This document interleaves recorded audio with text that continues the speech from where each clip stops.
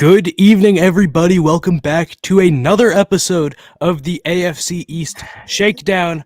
My name is Zach, joined as always by Tommy covering the Bills, Anthony covering the Jets, Curtis covering the Dolphins, and Captain D went somewhere. There we go. He's He's here. back.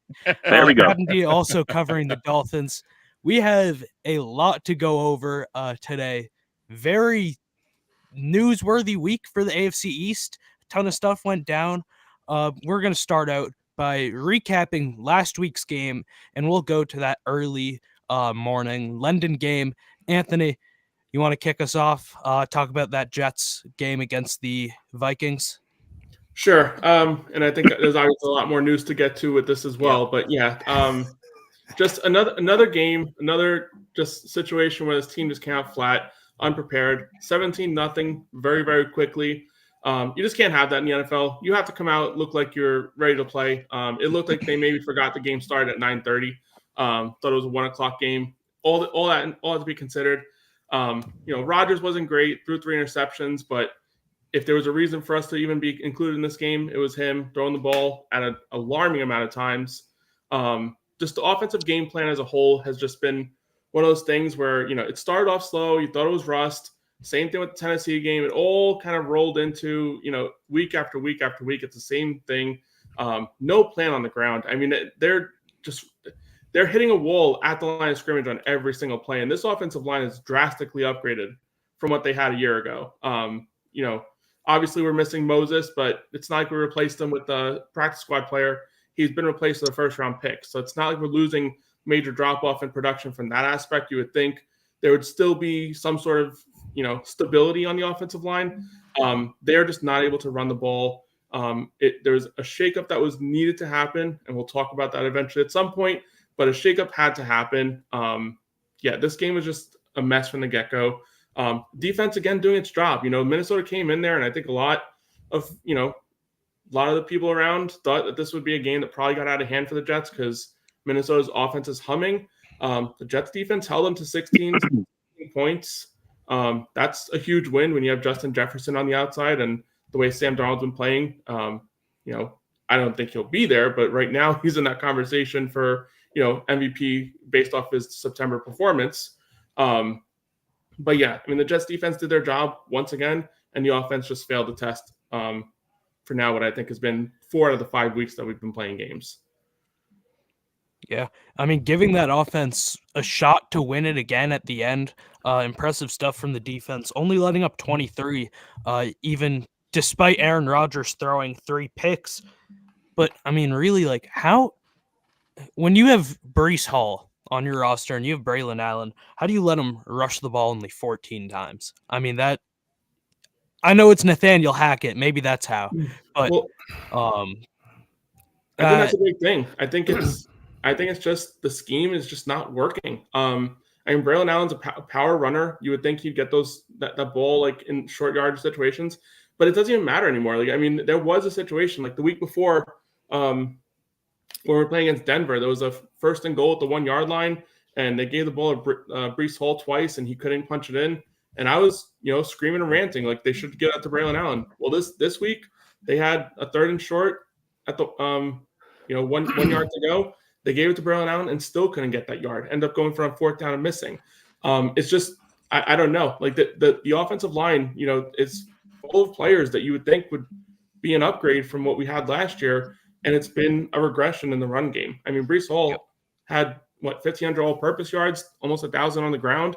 They're nowhere near what they had as a run game last year, and that's alarming. Yeah. Tommy, you want to jump in on that Jets game? Oh, man. Falling down 17-0. There's a reason why you probably didn't run the ball much either towards the tail end of that game. Getting down 17-0. I mean, it's kind of like what we've been doing in Buffalo lately, getting down early and big. So that probably didn't help your run game out. Rodgers, obviously 3 interceptions, not great. 54 passing attempts. Once again, you probably don't want him throwing 54 times, but being down 10-0 early and then 17-0, I could see why they went heavy with the passing game. I thought your defense adjusted in the second half, which is good. kind of like, once again, what Buffalo's been doing. But it's tough to come back from that big of a hole, especially when your offense isn't clicking. And yours clearly isn't. And then obviously we'll talk later with your coaching changes. But there's two of them, Tommy. Not a bunch of coaches. Yeah. That's true. That's right. I'm a Dolphins fan. I got to find pleasure in other people's sorrow. I hear you. You're the only team that won this week. I mean, I feel like really? Did it feel that way? It didn't, but y'all did. That's a sad truth. But Win's a win. Super Bowl. Yeah. But you guys got to get your run game going. That's crazy to me that you got a dynamic running back in Breece Hall and then Allen. Kind of a two-headed monster, and you're really not. Your offense coordinator is just not using them, which is really odd to me. Other than that, I thought your defense. Listen, man, 23 points against a Vikings team that's been really playing good. In London too. That's pretty good. You should win a game giving up 23, close to it, and you guys did make a little comeback, but either end of the day, win's a win and a loss is a loss, and y'all lost benefited us because we're playing like crap. So that's my feeling on the game. That's it, Zach. That's what I got. Curtis? I love trends. I love cycles. And about 3 years ago, I said the NFL is moving towards pass balance. And you could feel that just the way the defenses had set up for pass games and the way teams were winning in the postseason, where they were winning and losing in the postseason and in the Super Bowls. And for the Jets, and I find it for my Dolphins, and even with Tommy's Bills, I haven't studied your guys, the Pats, so much, but this shotgun stuff all day no longer cuts it. When you're in shotgun, it's so easy for linebackers and safeties to make the reads on the handoffs, and the play fakes are such a waste out of shotguns most of the time. And so when you see teams that sit in shotgun, hack it. Can't hack it. Can't hack it. That whole thing is for fumble era that's no longer here.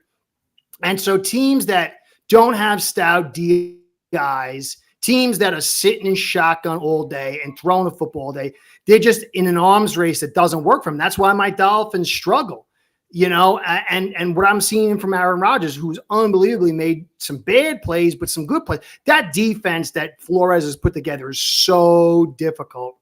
Crowds of lines, sometimes it's 5, 6, 3. You don't ever know who's rushing, what's going on. They've been doing such a good job. Darnold let him in the game with the bad throw. There was one, I don't even know if it should have been an interception. He definitely shouldn't have thrown it either way, whatever the case may be. But for me, the Bills, Dolphins, and the Jets, they have problems on the interior DI spot. There's not enough weight there. Our team's all designed to get ahead in the pass game and to go after guys throwing the football. But you don't get that much anymore. The games are all kind of down in that 20 range. Teams are pounded inside, playing at play action. And so really a sad part is all three of our teams, I think some are better in certain areas than others. We're not suited for this new arms race. And I think the Jets can. You said Morgan. I think Morgan Moses is a massive piece. He is so good, so physical. And the young kid you drafted, he's struggling a little bit. He's doing some good stuff. He's got loads of talent. But I definitely think that when Morgan Moses is in there and you get some under center stuff and you start working the play actions in the pass game off there, I think you're going to be in the best situation as far as this cycle. So I think it really had a lot to do with that. They always say the general fights the last war. And all three of our teams are kind of fighting the last war in a lot of ways. Tommy's Bills are better at running the football. I think they've got an asset there, but we're all kind of behind in this arms race. So that's my 2 cents. Yeah. Captain D, go ahead. Well, I know Curtis mentioned trends, and right now the Vikings, everything's working great for the Vikings. They're trending upward. Everything's working. Who would think that Sam Darnold, who a couple years back the Jets drafted as their number 1 quarterback to lead the franchise, would come back and bite them in the ass? I never thought of that, D. That's great. I never even thought of it. I'm watching the whole game and never thought of it. It's brilliant. It's crazy. It's crazy, and it's just weird how the NFL works. But I was a little. Aaron Rodgers is struggling right now. That obviously, they're having their ups and downs, but it's still early. This is still early in the season. Let's see what the Vikings are going to do later on in the season, and the Jets are still trying to find their way, their path. Aaron Rodgers was obviously everyone knows was hurt last year, so they're finding their way. Obviously, they made some changes, but if you're a Dolphins fan and you see Angel Van Ginkel with that pick six taking it 60 plus yards, but we got shoved. We're wondering to ourselves, what are we doing? That's a whole nother subject, but it's still early on. A lot of drugs. Yeah. It's still early out there. It's still early. It's early. Until it's week 18, it's still early. Now with the Dolphins, dude, it's like an embalmed corpse. It's looking good. But reality. Yep. Another thing about this game, just one more thing. Like I was like kind of like driving myself crazy about, and like I didn't touch on this earlier, but the defense, as well as they're doing, there was a lot of situational just blunders. I felt there was a number of occasions on third down, critical situations that they had Justin Jefferson being covered by a safety. And I think that was like a major red flag for me in the aspect of like, why in the hell did you pick Sauce Gardner 4th overall? Why in the hell do you have DJ Reed on the outside and you're paying him, his contract? And they have him for a bargain right now because they got him at the right time. Why do you have these guys on the outside, elite corners, and you have the best receiver in the league, arguably? I mean, there's many people who say otherwise, but I think he's the best receiver in the league. No, he is. He is. Hey, at least it wasn't the kicker. I mean, that shit. The kicker might do better. Now, there was a couple of instances where Chuck Clark made a nice play, but that's not what you have these number one corners to do. You have these number one corners to lock down, like Revis used to do back in the day. Like that's what you were looking for with these corners, to be covering down, locking down that other team's number one guy, however you do it, and then let someone else beat you. And they would on a continuous basis allowing Justin Jefferson to just go wide open in the middle of the field with a safety around. And they play a lot of that zone. I know it's the way Robert Saleh likes to do his shit, but obviously in a game like that, you need to adjust. You need to make that right call in these critical situations. When you need the ball back, you can't just let him wide open in the middle of the field because you're just married to your zone coverage. You got to adjust. Well, you might not see that as much anymore. With no Saleh, you might not see the Saleh scheme. We'll see. It's still the same scheme, but yeah, true, fair. We'll see how they adjust. Different man behind the wheel. Well, I guess maybe it's the same from Aaron Rodgers behind the wheel to Aaron Rodgers still behind the wheel. But running the show, just recapping that game, Rodgers needs to step up. You can't go, well, he did, but you can't go to this organization and demand this, that, and the other. And let's be honest, odds are like he's probably he probably made a call to get Saleh fired or something along those lines. Like, you can't have this much power in the organization as a quarterback and just not show up. He's playing pretty, I don't know if I'd say bad football, but he's not playing good football. He's not playing as a top 5 quarterback, not playing as a top 10 quarterback, probably not even an above average one. Like, he needs to step it up. That's what's jumped out to me, because the Jets have the pieces. I mean, they have, Breece Hall in the backfield. They got Garrett Wilson defensively, Sauce Gardner. Like, they have the players. They have the star power. It's about the quarterback at this point. It's about the offense that hasn't been putting points on the board. And this superstar quarterback who has, the keys to the whole franchise can't do anything with it. So that's my one thing, is just he needs to step it up now. I can see that, but in the same token, there's a lot of situations in these games where he's making the throw, and Lazard had like 4 drops in this game, critical drops, one in the end zone. That would have been a touchdown, and we're talking about a different situation, obviously, right now. But isn't that a guy he wanted there? Exactly. Lazard. I'm just throwing that out there. Isn't that a player that Rodgers pretty much requested to have? And yeah, but I mean, when you look when you look at the contract they gave him, I mean, he was I brought get in it. there to be a third receiver. But he he was was- not brought in to be a Yeah, number I two get it. guy. But he's there for a more so Rodgers wanted him, correct? Yeah, no, I'll Okay. agree with that. Right. And Okay.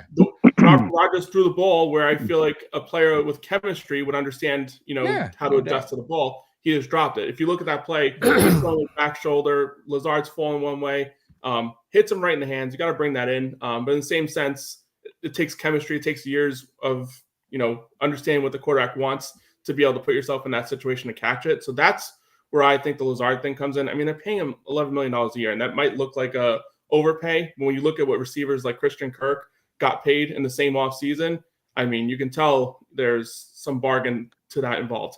Listen, I understand the whole thing with that, but you have to understand too, when Brady went to Tampa, he brought Gronk with him. When, Manning went over to Denver, pretty sure he brought Welker there with him. I mean, all these quarterbacks that go to new places want to bring someone with familiarity so they can teach the rest of the people on the rest of the players on the team how they want things run, how they want things done. But unfortunately, that message has not made its way around the whole locker room the way it should have. I mean, I don't think any quarterback has done it to the extent of Rodgers, though. I mean, what other quarterbacks brought on Nathaniel Hackett? I mean, that's rough. But I do get what you're saying. Like, I agree. QBs are going to take the guys that they like. But man, just when you do that much as a quarterback, you need to step it up. And those two examples that you brought up, they did it. Those QBs, Tom Brady, he went to Tampa. Sure, he requested Gronk, but he won a Super Bowl. Peyton Manning, yeah, he went to the Broncos and he got Wes Welker, but guess who won a Super Bowl there? Peyton Manning and Wes Welker. So you know what? You know what the difference is, Zach? The difference is it's the Jets. No offense, Anthony, true. but Brett Favre. Like, I'm thinking back to Brett Favre went to the Jets. That didn't work out. Like, I'm not trying to hate on you. I'm just being realistic, man. You guys have been a mess for a while. You just fired. You draft a quarterback in Zach Wilson, which many thought right to begin with, and that was turned out to be a bad decision, right? And then you get Saleh, who's been shaky, and then you go and get Aaron Rodgers on a trade, give up pretty good stuff for him, and let him kind of dictate what he wants. And everyone knows the Jets New York media is rough. When you go there, it's rough. Like, it's not easy to play there. And now that I see your team firing your head coach in after week 5, I don't know how much more like Rodgers are going to want to even be there after this year. He's an older aging guy, right? 40 years old. He's not like, how long is he willing to wait around for the Jets to get it right without going, I'm not going to end my career like this. Like, I almost think he's just going to probably retire after the season. I just can't see a reason why he'd even want to come back next year. Unless you guys get an unbelievable coach that he wants, and then what if it doesn't work out? Guess what happens? Everyone's going to be like, "Oh, you see, Aaron Rodgers got a new quarterback, another coach fired." Like, that's going to be a staple. And I don't know if Aaron Rodgers is going to want to end his career on that note. I'm just saying. I'm just throwing that out there. Well, after the season, he'll just go to another darkness retreat and wait until the voices speak to him. So, right. That'll be all right. That's true. That's what decides it. I don't know. I think I got a different opinion than you guys. Like, Go for it. So if Rodgers was like the guy getting rid of Saleh, then he would have had the power to keep Hackett, who's his buddy. And so if you look at Brady, he won 9 games and then they got into the postseason and they got hot. I actually think that firing Saleh, I think moving off Hackett, it's addition by subtraction. And I think that the biggest part of the Jets offense, it's not talent. It's philosophy and scheme. And I think that if you look at like Rodgers' old system where it was very pass happy, he struggled in Green Bay at home. You could see even with Allen struggling at home and his pass-friendly shotgun, his fun ball type thing. I think that Morgan Moses will get here. For me, a good sign is if you see about 30% under center, And I think this team can do really well. I think you've got the horses. The problem is, you remember, when you set up in a shotgun, not only is it difficult for the running back and it's easier on the defense, but it makes the job of the offensive line much harder. And so when you get onto center and that guy snaps the football and he turns his back with the ball in his hands, everybody freezes. They because when you see it from a shotgun, you know where the ball is. That's your key. But when that ball disappears, and look at Allen, how he's thrived at certain points because he's gone under center and they've gotten more into the running of the football. But it's not just handing the football off. I think getting under center about 30% of the time, allowing Rodgers to even call some of the stuff to come out in shotgun and go to under center. I think this Jets team has all the talent as long as they don't sustain any serious injuries. I worry about their second DI spot. Certain teams, I think, are bad matchups for them. But they got two good. But Rodgers doesn't look right either, like physically, though. From what I thought he had a really. He got beat up this week because they made him throw 54 times like crazy. It looks like his leg or something's going on with his leg. Is that right, Anthony? Well, he had a hamstring. He had a hamstring. Okay. I'm guessing. They count with a low ankle sprain. He has. Oh, okay. Because they said going to the game, he had a hamstring thing. Yeah, there was something with his leg or something like that. He's had a bunch of different. I think he's had something new come up But he's getting pounded. He's getting. Exactly. Well, yeah. That's my point. That's the thing. They have to get the offensive line thing figured out. I mean, that's number one, and that was number one from the get-go. That's why they went out there and got Tyron Smith. That's why they went out there and got Morgan Moses. That's why, on top of having two offensive tackles, they took another offensive tackle first round of the draft to make sure that if there was an injury up front, that they had someone to fill in right away. The interior of the offensive line, John Simpson's been struggling on the left side. Joe Tittman has been pretty solid as a center. And then Elijah Vera Tucker, you watch what he does on film. It's like all these players individually seem like they're doing okay, but as a group, they're just not meshing the way that they should. Yeah. And you're getting stunts run on them, guys get uncovered.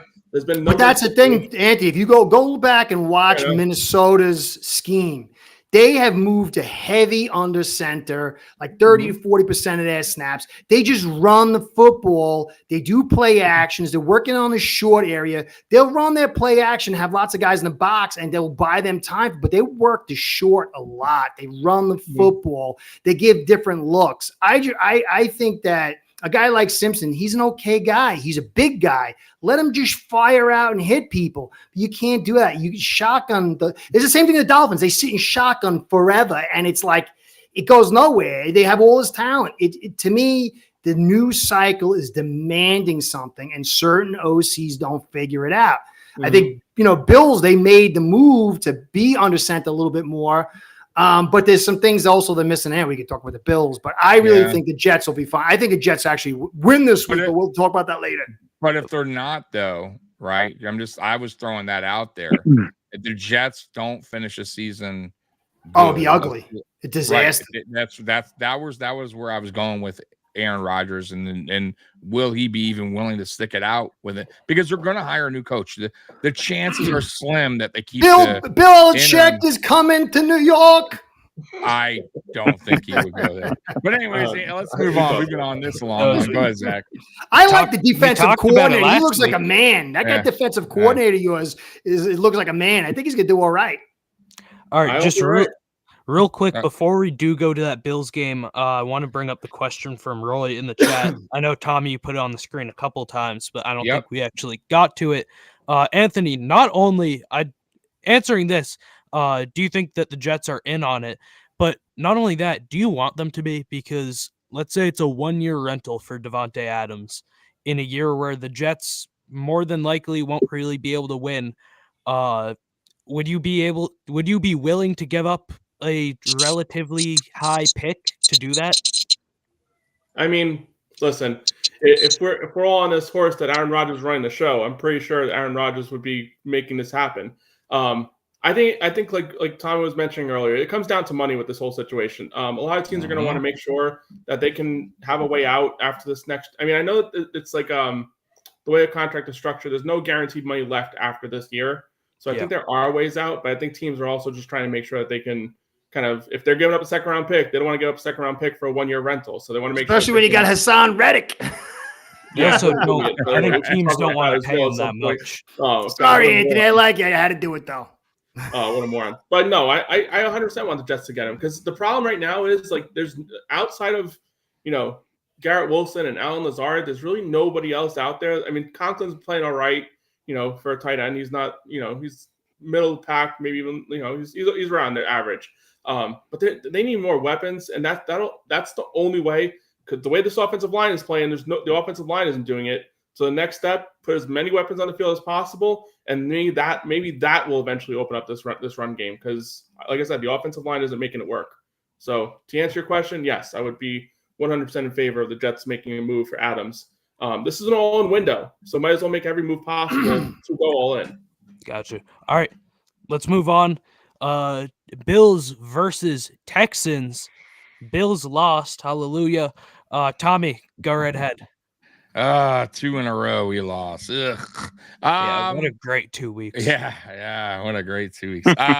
Well, what a great 2 weeks, really, because the Jets lost too, and the Patriots. So we're still ahead in the East because our division right now is struggling. So it's not all so bad right now. It could be a lot worse. So with that being said, I said it earlier on the Jets game. You can't fall that behind going into half when your offense is struggling. It doesn't matter if your defense has a better second half.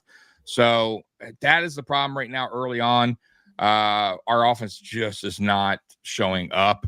And there's a lot to it. Last week, Khalil Shakir, right?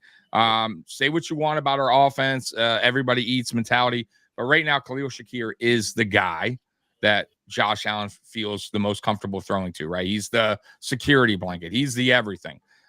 He's what, when Josh Allen needs a big play, it's usually Khalil Shakir. Everybody thought it was Dalton Kincaid or it would be, and that's not really happening this year.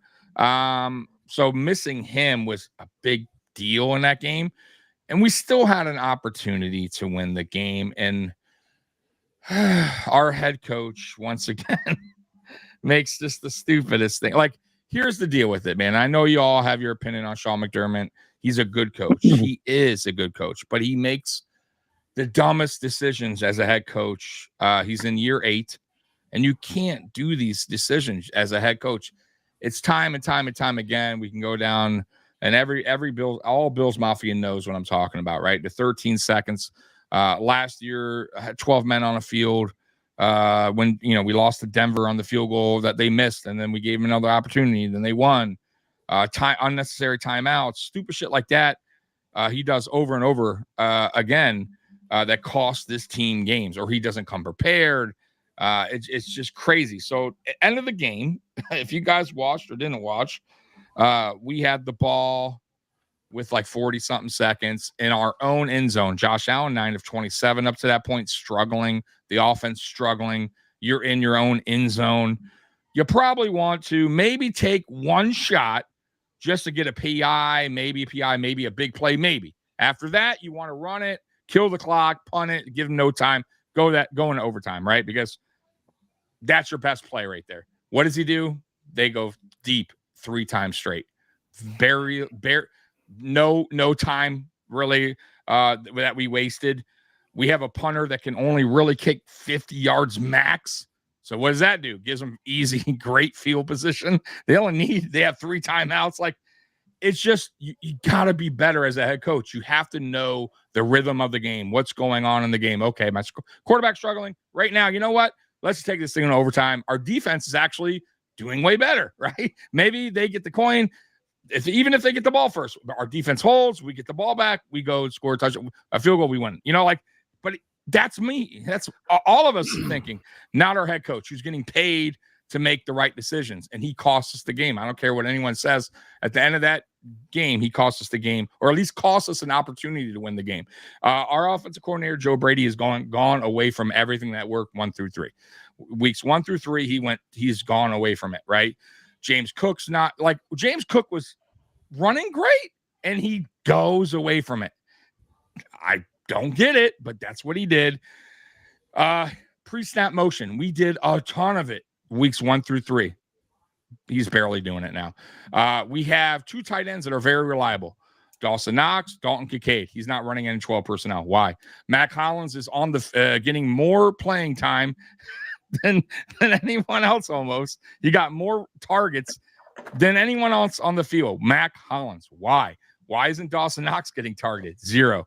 Curtis Samuel, like 1 for -1 yards. Like, it doesn't make sense. Keon Coleman, the guy you drafted, first draft, round 2, you're not throwing him the ball. So I don't understand why, he's dialing plays up for a receiver that should be a 5th receiver on most teams, and he's turning into our number 1 option in an important game. So that's on Joe Brady, and I'll give him a pass in a way because he's young still. He's not Sean McDermott. This isn't year 8 for Joe Brady and this Bills team. So I'll give him a slight pass, but he's I would say the last 2 weeks, our offensive coordinator has been very predictable in his play calling, and he is not helping this offense out. So we're coming out flat. He's not making adjustments. He's not going to the run when we should be running the ball.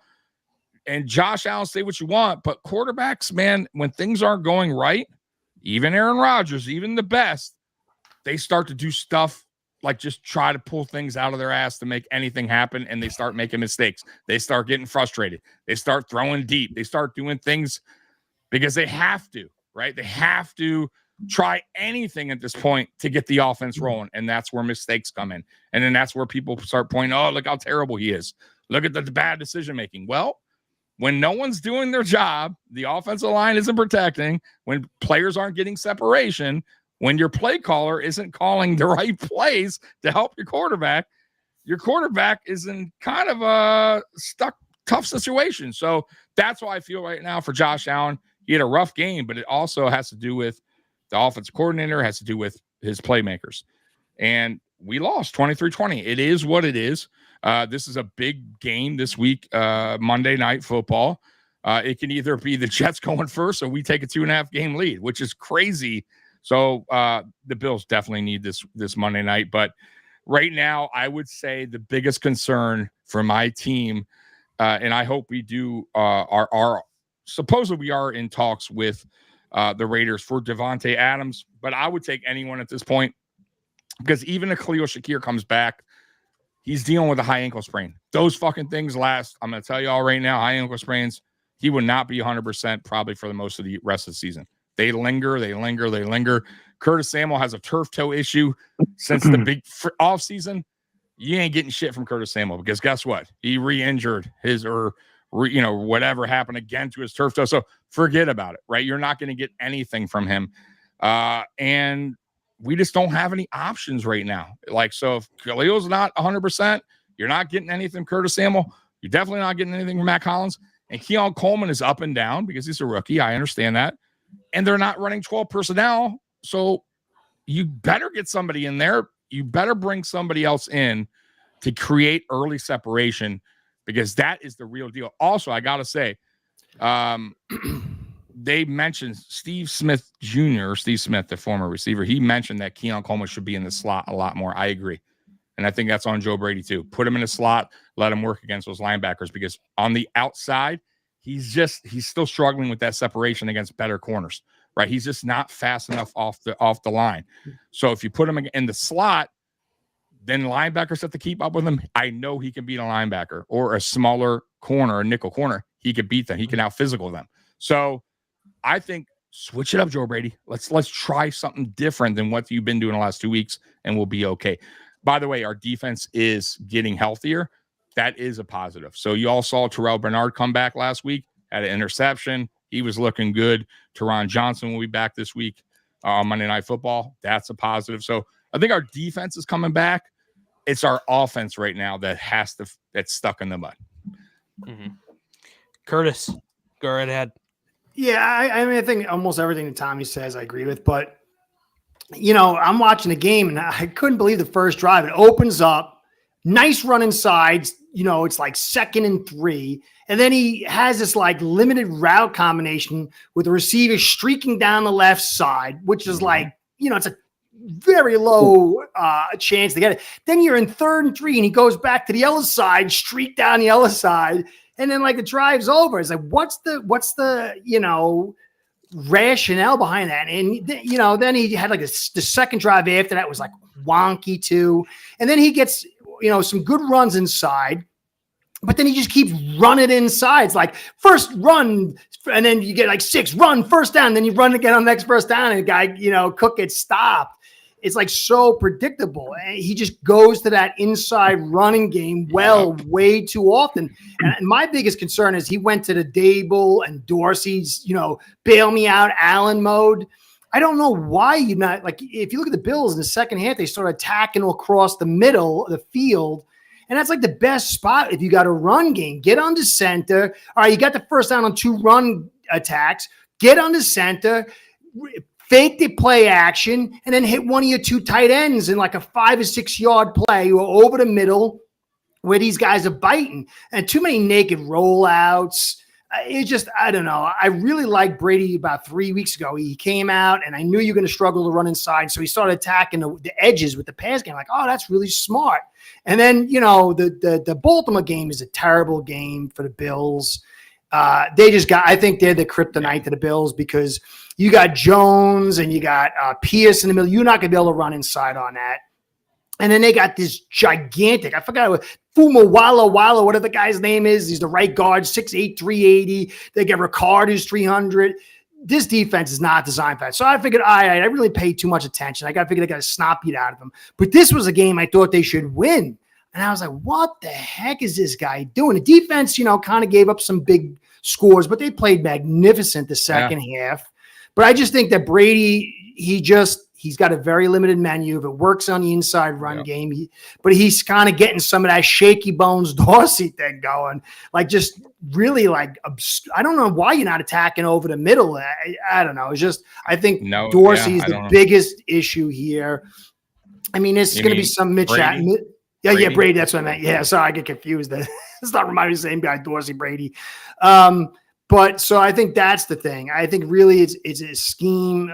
The OC is the biggest problem. I mean, there was one pass play that Allen should have hit over the middle. It was wide open, but then he came back and got the first down anyways. He was a little bit off, but his menu was crappy. The menu was crappy. So I don't know how he could really serve that up. I mean, look at what they did with Stroud. They did a much better. And notice how when the Texans really started running inside, it started turning things around because that's the way this thing is. You've got to be able to run inside, but you can't live on it unless you're like the Ravens or something. Yeah. Well, even like you mentioned, he's so like I could promise you on first down, we're running it right in the middle. Like he does it almost every first down. It's like, if I'm a defensive coordinator going against the Buffalo Bills, I'm just going, okay, they're running it on first down. Just letting you know that they're not going to do anything different because they're very predictable. He does it all the time. I don't know why he's not running slants and stuff like that up the. I don't get it. Like Cade, why aren't you opening up his route tree? Like he's a good route runner, and they are limiting him. And my other thing is this: like Dawson Knox, he's not a bad tight end. He's on the Bills, right? I didn't know that.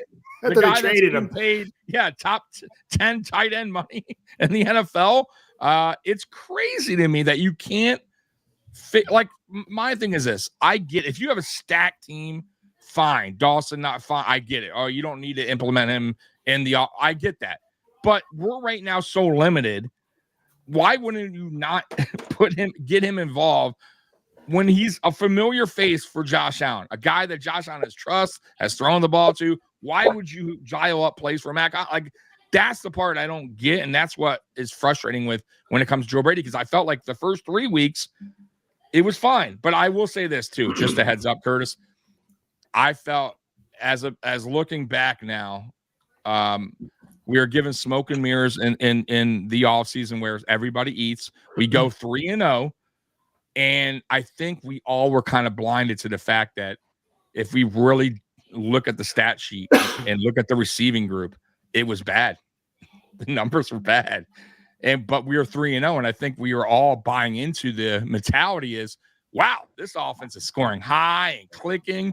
But in the reality of it is we haven't had a receiver go over 100 yards, and everyone else besides Khalil Shakir has been getting 30 yards, 40 yards, 25 yards, 25. It like unacceptable. You got guys like Curtis Samuel who was our big signing in the offseason, is a no-show 5 straight weeks. You have MVS, who's a total waste of money, which I knew that is a no-show every week.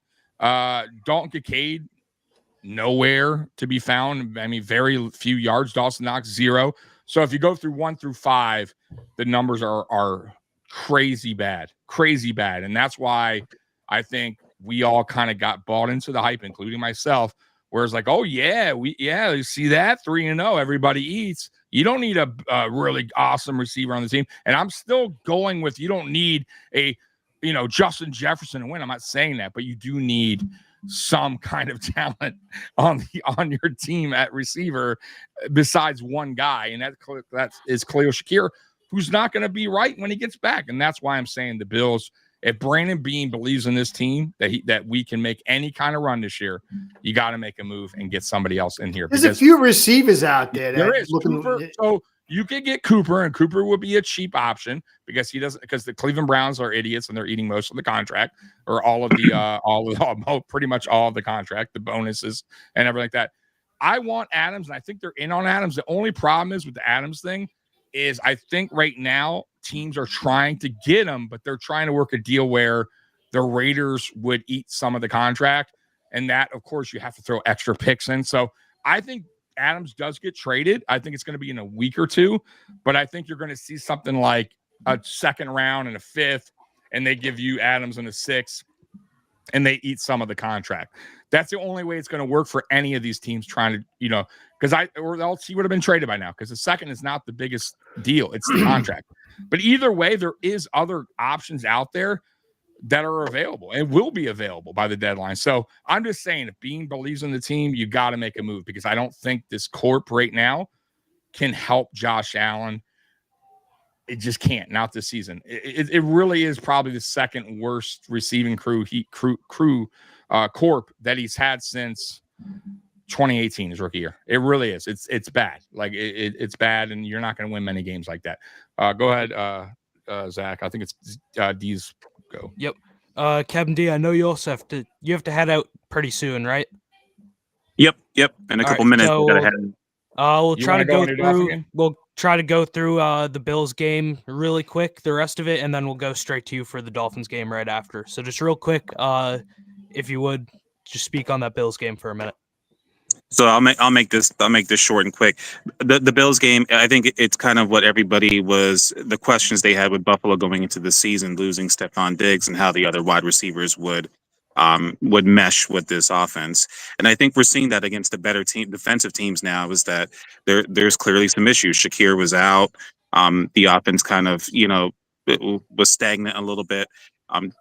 Josh Allen took a nasty hit. I don't even know how he even stayed in the game. When he hit, he literally just completely, his head rebounded off the floor. But we're starting to see those issues with Buffalo. But like I'm saying right now, time will tell if Buffalo's going to add an addition on Devontae Adams that is out there. If they can get some additions back on defense, let's see. You still have an elite quarterback in Josh Allen if he can stay healthy. So I feel like that's a game that Buffalo should have won. Houston is a good team. They're a young team, but you expect Buffalo to come out with the win I know it's on the road, but you expect Buffalo to win that game. And it has me thinking no, I'm not going to go that route. I'll keep it moving. But I want to rewind real quick and I'll just touch on this with the Jets. I think it's crazy that the Jets and the Dolphins I look at as the same scenario, and I'll just make this real quick. Almost the same franchise. They made bold moves in free agency, the draft, because they had a vision thinking that they had enough to make a run. So it's the Dolphins and Jets, almost very similar decision making that they've made. And you know what? It's a gamble when you make decisions like that. And I wouldn't be surprised if the Dolphins are in the same situation next year. Anthony, go right ahead with the Bills game, and then we can move on to the Dolphins. Yeah, I mean, I think we touched on it for the most part. Josh Allen, under 35% completion percentage, obviously not ideal. The defense, I think, was the big question mark in this game, allowing 400 yards. I know, obviously CJ Stroud and the Texans are a high-powered offense, but, with the way that the offense is struggling right now, with the lack of, receiving options, and, I think it's more and more important that this defense kind of keep these games in control. Kind of like what the Jets are doing. They're keeping the games in control. They're just offense isn't getting them across the finish line. Well, the Bills are reaching there, and then they're just not pushing it across the board. And obviously the poor coaching comes into it all in fact as well. But that Bills defense, they got to get things under control a little bit here. We saw them get grounded in that Ravens game a couple of weeks in a row where they're just kind of, falling behind the sticks a little bit. Got to turn it around, obviously. Big game this week against the Jets coming up. Hopefully they keep on these defensive struggles and gives my offense a chance to actually look like an NFL tier offense for once. But yeah, I think that's the biggest concern I say coming out of the last couple of weeks is how this Bills defense is operated against strong opponents. By the way, that one play, the Nico Collins, it was on the rookie Cole Bishop, right? So like kind of growing pains, right, for the guy. So yeah, our defense, Taylor Rapp's coming back this week too. Like, so you're not gonna see the young guy making mistakes. But to credit Cole Bishop, he came back after that mishap and he played really good football. So I don't mind when players like make bad plays as long as you, especially rookies, as long as you come back and you learn from them and you play better. Like it's gonna happen, right? So, but by the way, also Josh Allen, he definitely got knocked out. He got knocked out briefly. It was like like boxers, they get knocked out when they all call them concussions. So when a boxer hits the floor on a knockdown, they are slightly concussed, and then it's called like you shaking off, the webs, right? You just kind of like, and some people can just bounce right back. Boom, you're right back into it. Everything's good. The cobwebs are gone, and some guys get knocked out. And I think that's what happened to Josh Allen. I think he got knocked out briefly. Once they put him up, he got everything together. He passed the test, and that's it. I mean, it is what it is. But he was definitely knocked out for he was definitely lacking a little bit of consciousness. He was, but it is what it is. Like I said, but it happens in boxing, MMA all the time. Guys get rattled. They shake off the cobwebs, and they're right back at it. Everything's good. And some guys like Tua, no offense to you guys, but can't get back into it. Like they're just maybe not. I don't know what it is, but some people are like that. They can't take it. And I think Josh Allen he took it well, got knocked out, and got back up and continued on in the NFL. They have two people that do that. You have your team doctor, and the NFL has their own neurologist or whatever, and they check him, and they said he's good, and that's it. And he wasn't even in protocol this week. So it kind of tells you also that, some superstar athletes get a little bit better treatment probably in the concussion protocol, maybe because he probably should have been, but it is what it is. Here we are. He's not in. So, yep. All right, go ahead, Zach. All right, we'll move right on to this Patriots Dolphins game. Unfortunately, we do have to cover that. Captain D, you can start it off. I know you're on a bit of a time crunch here, so go right ahead. Yeah, I have questions. I have a lot of questions because the Patriots are averaging a little bit over 7 yards a carry, and just decided that they were going to stop running the football.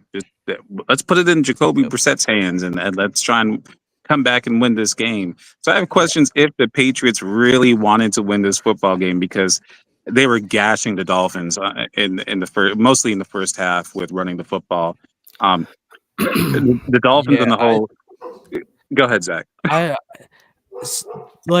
think so far this season, up until before that game, Patriots coaching staff has done a pretty good job.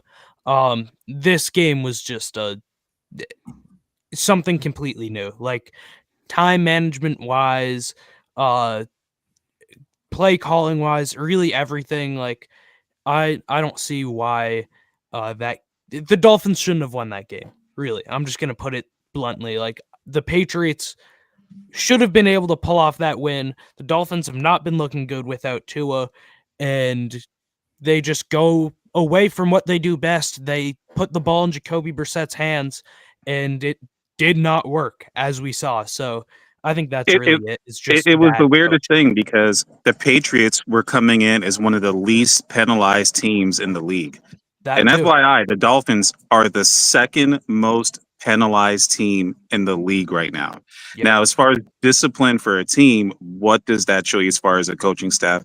Zach, me and you both know the Dolphins special teams was horrific. It was almost comical to watch what was unfolding if you're a Dolphins fan at Gillette Stadium. And it was a rough watch. I don't know how the Dolphins pulled off the win, but they did. And it has a lot of questions that need to be answered. Which, even just a little bit on that note, like although the Dolphins special teams was not great that game, I do want to, and a little bit of a preview for my styling and profiling, but Brendan Schooler has been maybe the best like core specialist, not including kickers and punters, one of those like gunners or people of that nature. He's been one of the best in the league, if not the best. He just got extended yesterday, so he got that blocked punt, I believe. He had a heck of a game, and has had a heck of a season, so I do want to throw that out there. But other than that, just a pretty rough game from the Patriots. Defense did its thing, although maybe another or maybe a turnover, grabbing a pick or not letting Tyler Huntley kind of dice him up a little bit would have been nice. But the Dolphins weren't really able to put many points on the board there, so can't complain too much about the defense. It was just offensive issues and I would say coaching issues, along with those penalties, because that made it hard to watch. Not only the fact that it was not good football, the penalties made that game feel like it was 10 hours long. So, Curtis, you want to go in? Or Captain D? Yeah, D, go for it, brother. I'll just. It was nice to see. We got to see a little bit of Jonnu Smith involved in the game. Yeah. There were some completions to Jonnu Smith and Jalen Wright. They got the running game going somewhat. They didn't really have much of a choice. But go ahead, Curtis. Now, if you look at every defense that's played the Dolphins over the last year and a half, all you see is a nickel defense, high leverage in the box, 4-man rush, no blitzing, 3-4 blitzes a game. This game, you would see the Patriots jammed that box, blitzed about 11 times. But this is a 3-safety look defense. Doug is out. Pep is out. I mean, Doug is a big deal. Pep is the best run defender. Tavai is small. I don't know the yellow linebacker he had. Bentley. And your interior, Barmore. Yeah, Barmore was not. Dolphins are terrible on their offensive line, but Tehran and Robert Jones are pretty good in inside zone. We switched it up to the inside zone. We ran a football. We ended up with 20 plays more than you guys. And, people are like, the Patriots defense is 9th best in the league. But you look, they played San Fran, gave up 132. They went against Seattle, who's 19th. The Jets are 32nd. And Cincy, that's 24th. The run defense is not that good. But when you compound it with an offense that's like 3 and out, it's like a heartbeat. I mean, this defense was robbed of talent. But you got to give credit where it's due. I mean, McDaniel ran a crappy. I mean, it was like the most disturbing as far as discipline. But he made the right calls as far as going to inside zone and just running darn football. Yeah, I got some Dolphin fans saying, "Look what we did! Now we got the right scheme. Now we could do this every week." And I'm like, that's crazy talk. The NFL it's driven by, it's a horse league. Everybody knows that talent, but you can have the talent and screw it up because you don't have the right schemes. So scheme will drive the talent to its ceiling, but I don't care what's the right scheme is. If you don't have the talent, you're going against better talent and they got the right scheme, you're going to get screwed. And so, McDaniel did the right thing. He ran inside zone. Jalen Wright's a good back. But there was lots of holes. These guys cannot stop the run. They're totally gutted. And it's just play after play, offense off the field, back on. And by the end of it, you could see, they were still making some plays, but you could see Eichenberg was pancaking 2 guys at the end of the game. It was like a double, but you never see that. They were just gassed. And, you add in like 100 and something yards and penalties. Maybe the Patriots want the high pick. I don't know. This was, to me, is an absolute mirage. Dolphins are a disaster. And, you got to see Jonnu make some stuff, but a lot of that, again, had to be because the box was so jammed shut. And you will not see that going forward. You're going to see guys are going to be able to have two good – because, your DI spot, I mean, Godchow he's old, man, and he's playing crazy amount of reps. Yeah. And he's not a good run stopper, and then you got he's actually – no, I mean, I don't want to interrupt you too hard. He's not a great pass guy. He's statistically one of the best run stoppers in the league. He tackling wise, tackling. He's been up there towards the top of the league. Tackling, but I mean, it's so rough for the Patriots right now defensively. Just for that Dolphins game, 4 out of their top 5 best players were out. Defensively, Christian Gonzalez played, who I would say is their best defender. But then Jabril Peppers, Kyle Duggar, Christian Barmore, Juwan Bentley, all out. So it is tough. But yeah, no Judon, he's gone too. Yep. Yeah, tough times. And then White, you move inside, and he's not built for that 1 or 2 technique. He's much better at 3, 4. Yeah. So he's had to go everywhere. But Christian Barmore, I think, based off of what was kind of said earlier this week from Gerard Mayo, it sounds like Barmore might actually be back this season, which was not expected. I had blood clots during training camp. It was expected that he would be out indefinitely, and then seems like he might be back sometime relatively soon. So seeing him back will be good. Him with Keon White should be pretty fun to watch. Plus, then Davon Godchaux won't have to play as much. He'll be able to be pretty much just a running downs only guy, which is what he's best at. So just wanted to throw that out there. It is the Patriots defense right now is not at all what it actually is, if you get what I mean. I mean, they are missing pretty much all of their best players, it's rough, but it happens, obviously. Can't give them that excuse too much, because you gotta have that next man up mentality. Well, the thing is too, with your guys' defense, it's a lot of blitzing and good scheme calling, but when you don't got the tools, then it's really, really difficult, because it is a little bit of smoke and mirrors. You just don't have those big guys that are defeating. I mean, Barmore got good last year, and then White's a talent. Yeah. But, if you don't got the talent and you run smoke and mirrors and teams just start running at you and they get tired, it's very difficult. Exactly. Yeah. Tommy, you want to go right ahead with the worst game of the year? Yeah, Roy talking trash about me here. Shut up, fool. Shut up, fool. Shut up, fool. All right, now you just shut up, Roy. All right.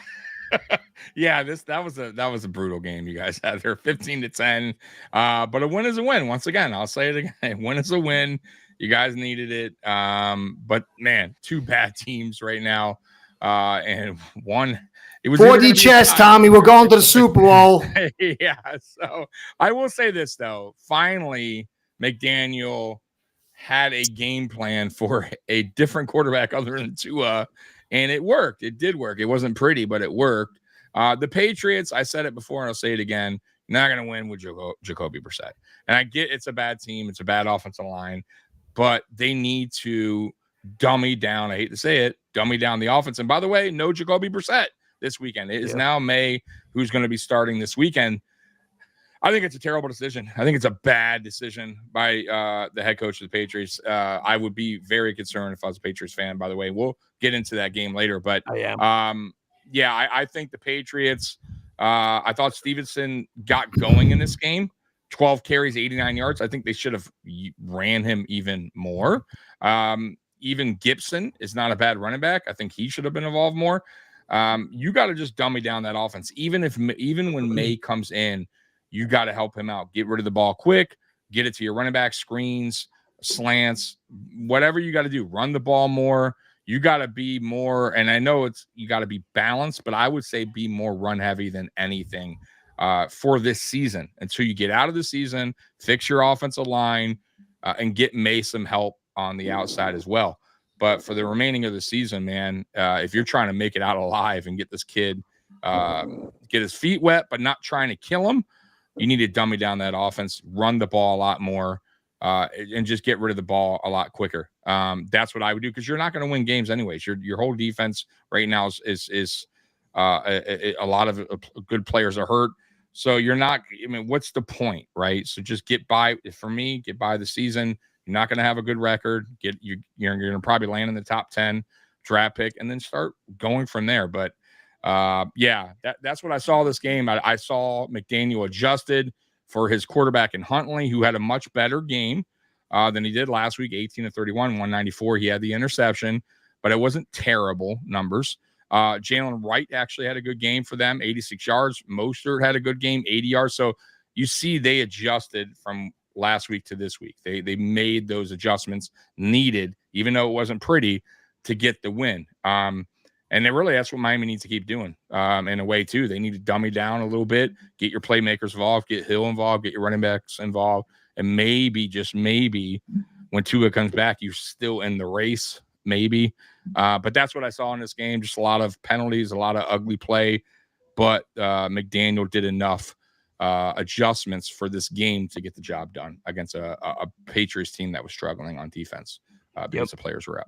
Yep. Yeah. Anthony, I guess finish us off here. No, you're the last to go for this one, so go right ahead. Yeah, really pitiful game. NFL could have done us a lot of favors by just, giving both teams the loss in this one. Just don't worry about showing up. Yeah, but it kind of went a lot of the way that I expected. I know I predicted a Patriots win in this one, but everything about the game kind of fell into the way that I was expecting it to go. I told you, even though Ramondre Stevenson was benched, that was just like just a paper benching, really. He eventually got on the field. I think he scored that long touchdown in the first half, whatever it was. But everything seemed to be falling into place. But eventually, it came down to a point where Jacoby Brissett was not the better quarterback on the field like I thought he would be. And Dolphins kind of ran away with it. Well, not ran away with it. When you're talking about these two teams, 5 points really is running away with it. Right. But yeah, it was just a situation where, once the Dolphins scored that touchdown, you knew it was over. I had no idea how the Patriots were going to figure out a way to manufacture a touchdown. They could have gone for a field goal late and then hope to get the ball back. I think that probably was a better situation because they had all their timeouts. At least they could play better defense. But obviously, in that situation, you're not going to do that. But yeah, everything about this game, just really kind of what you expected. Dolphins got the win. I think they're a team that needs it more than maybe the Patriots do.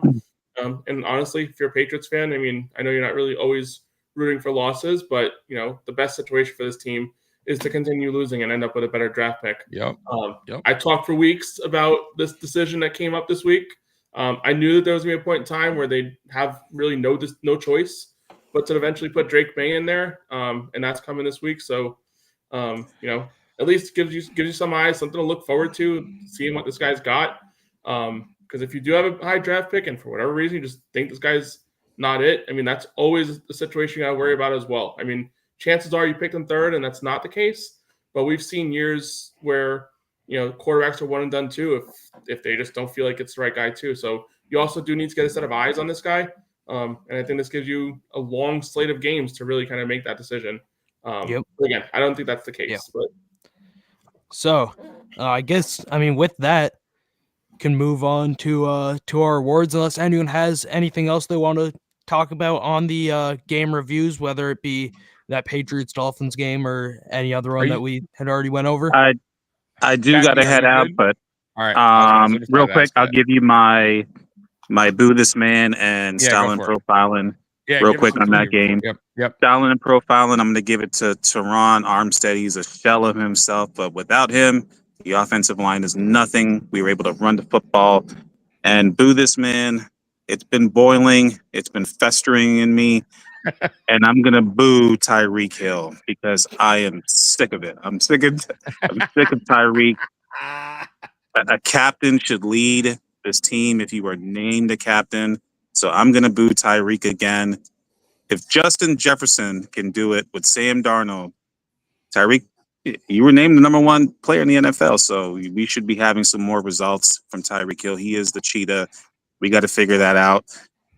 Hopefully we get some help coming back. November, maybe we get Chubb. Odell's on the cusp of possibly coming back. If we could get Isaiah Wynn, if there's been a sighting of Isaiah Wynn, that would help also. Robert Jones played well, but I'll leave it at that. I'll head out. Enjoy the rest of the show, guys. I'll Thank give you. you this before you go, Captain.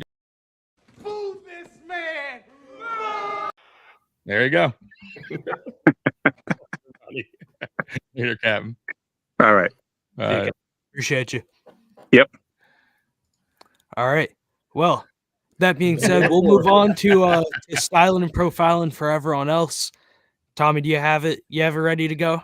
We're gonna start with a style and profile. Okay, Yep, okay. let's do Let's it. see what I got. Let's see what I got for y'all. Let's see. Oh, that's the what's up with that. We're gonna go style, but I love the what's up with that. Let's go style. It's not. No, I'm really messing up. I don't have that. I don't have that clip. Sorry, guys. Go ahead. I don't have All that right, clip today. that's all right. Well, Tommy, you can still start it out though. Styling profiling for the I Bills can. Texans. All right, so let's do the style and profiling. Golly, who do I got? This is tough for me. I'm gonna go. I did find it. Styling and profiling. Woo! I'll go Terrell Bernard. He's been out for the last 2-3 games, I believe, and he came back, got an interception, played very good football, and he's a little rusty. So got to give him credit for coming back and making a play, a big play. By the way, we did not score a touchdown or field goal, so didn't really help us. But either way, got to give him his dues because that was a guy, by the way, real quick, Bernard, that I did not think he was going to be a good starting linebacker in the NFL after his rookie year. I just didn't see it. I thought he was a little bit light. And Curtis, by the way, you are a little right on that as well. And that's on McDermott. He loves guys undersized like defensive linemen and linebackers. I don't get it. I think because he wants to compete against the read systems, the fast-paced offenses.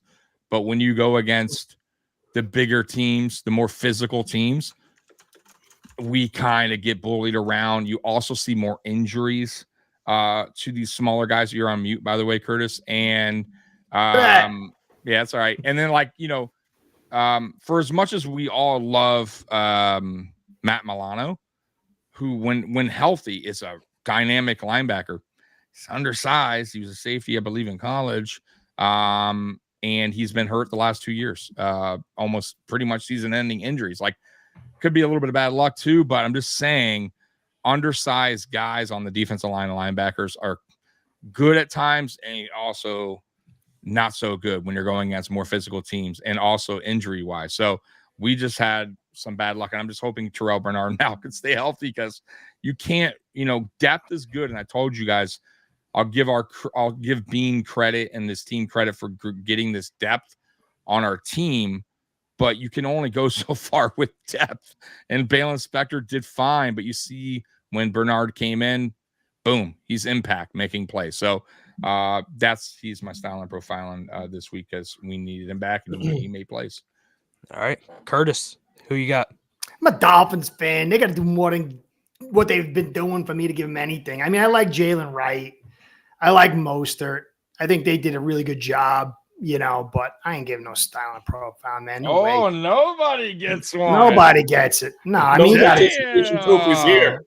beat the lowly Patriots by a fingernail. No one's getting no. Yikes. All right. Earn it. Win this next week. We'll win this week. No awards. Win the bye. Win the bye. All right, Anthony, who do you have? All right. All right. I'm gonna give it to a player for his performance over the past few weeks. And really, I feel like every time this guy steps on the field, Brandon Eccles, corner for the Jets. Some players just have a knack for finding the football on defense and getting the interception. Other players can be elite and just never find their way of getting the ball in their hands. But Brandon Echols, every time he's on the field, it looks like he's right around the football, gets his hand on it. This season, he filled in 2 games against Tennessee. He filled in for Reed, who missed a game. And then this last week, after Sauce Gardner left for an injury, he filled in. And in both those games, he got an interception. He's a player that I think eventually, after this year, I think DJ Reed ends up leaving, via free agency to a different team. And this is a guy I think pencils himself in as a cornerback 2, opposite Sauce Gardner for the future. But yeah, he's the one I'll give the style and profile into.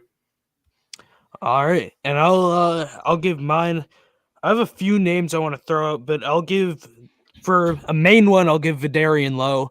I think coming back from injury, he did a pretty good job at left tackle.